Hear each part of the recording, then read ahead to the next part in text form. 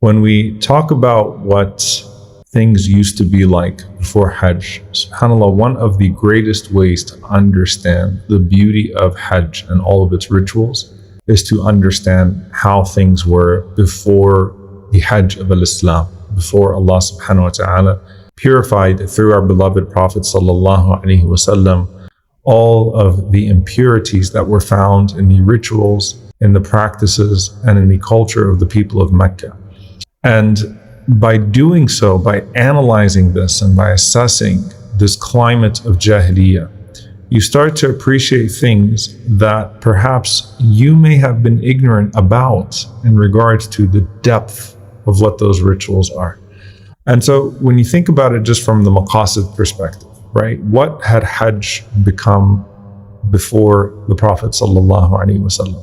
First and foremost, Allah subhanahu wa ta'ala reminds us that Mecca was made, the place that it was made, by the presence of a righteous friend of Allah subhanahu wa ta'ala, Al-Khalil Ibrahim alayhi salam. فَلْيَعْبُدُوا رَبَّ هَذَا الْبَيْتِ الَّذِي أَطْعَمَهُم مِّن جُوعٍ وَآمَنَهُم مِّن خَوْفٍ. When Allah subhanahu wa ta'ala says, let them worship the Lord of this house, the one who fed them when they were hungry and gave them security when they were afraid. That it was through the presence of a friend of Allah subhanahu wa ta'ala that entire place becomes something, through his pure sacrifice, through his sincerity, through his devotion to one God, through his abandonment of the idols. Mecca became a valley of glory. And it was through the Prophet ﷺ's presence that Mecca remained blessed in the time of Quraysh. And when they expelled the Prophet ﷺ and rejected the Prophet ﷺ, and all sorts of horrible things came upon them as a result of that.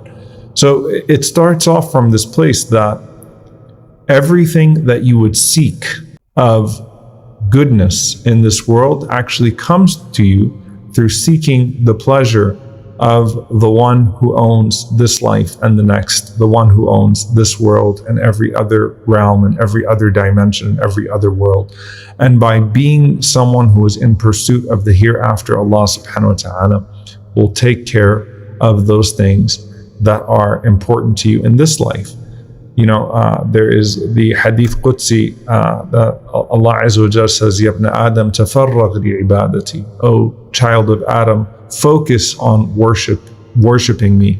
Amla sadraka ghina. I will fill your heart with richness, and I will do away with your poverty. Asuddu faqrak. I will do away with your poverty.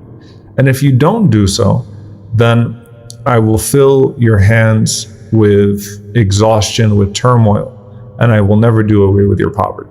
So subhanAllah, it's through the ibadah of Allah subhanahu wa ta'ala at an individual level and at a community level that goodness starts to come into our rizq, and goodness starts to come into our sustenance and everything else. And so this is a reminder from Allah subhanahu wa ta'ala to Quraysh in particular, and to all of us by extension, that it is through the pure sacrifice of Ibrahim alayhi salam that goodness started to come. Now, in contradiction to that, right, Quraysh instead turned Mecca into an idol maker, money-making society, right? So all the Hajj became about was tribal dominance and commerce. You think about when Abu Lahab rejected the Prophet sallallahu alaihi wasallam. You know, Abu Lahab is a businessman. He said to the Prophet sallallahu alaihi wasallam, are you really going to turn all of these gods into one God? He's thinking about it from a pure numbers perspective, from a prophet perspective, right? Not a prophetic perspective. That through these idols we make money. Through these idols we assert our dominance, which allows us to make more money, which allows us to hold a position that gives way to, in his words, would be profitability, in reality, exploitation, pure exploitation. And so the Hajj became a festival for money, a festival of idols. It became a place where the elite would exert their dominance upon the poor, where tribes would boast, everything in contradiction to what we know today. SubhanAllah, even the Kaaba, the way that it was built, the Prophet ﷺ mentions to us that the door was raised of the Kaaba. Why? So that only the elites could enter into it. It used to be that anyone could enter through the Kaaba, right? That the door of the Kaaba was to the ground and people could enter through and exit through.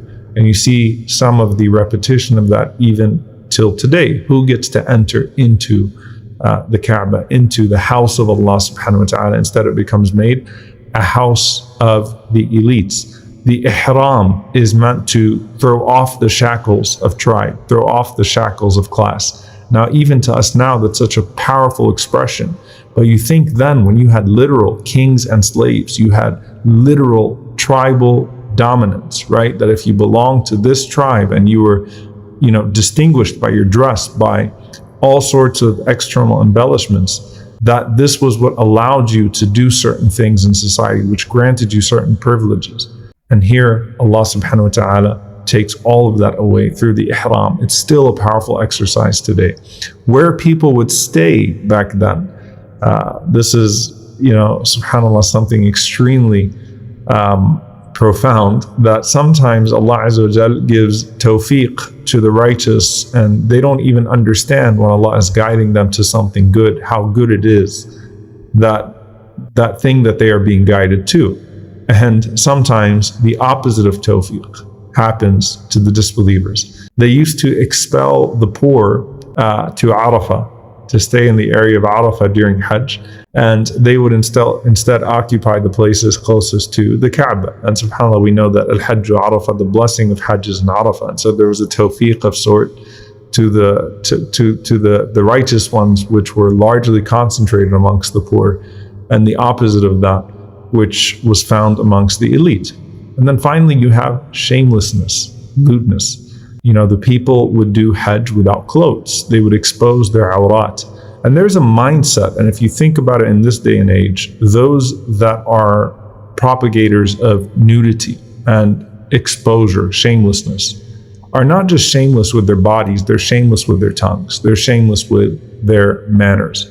You think about what Hajj becomes an expression of instead. فَلَا رَفَثَ وَلَا فُسُوقَ وَلَا جِدَالَ فِي الْحَجِّ. No intimacy, no argumentation, no transgressors in Hajj, right?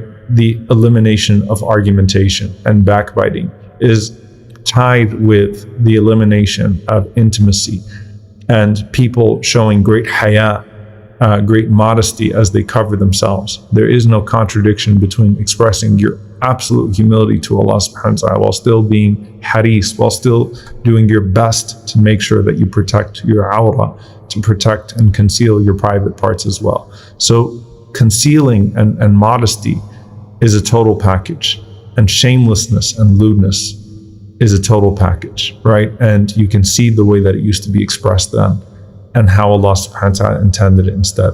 This is a reminder for all of us, dear brothers and sisters, that even if we are not in Hajj, that these are principles that we take outside of the place of Hajj, just as we fast the day of Arafah. And so even when we're not physically in Arafah, the place, we are in Arafah, the zaman, the time. Just as we offer the sacrifice, even if we're not in Mecca, we should also try to embed in our lives the manners that are pleasing to Allah subhanahu wa ta'ala and true ibadah to Allah subhanahu wa ta'ala. I ask Allah subhanahu wa ta'ala to reward you all.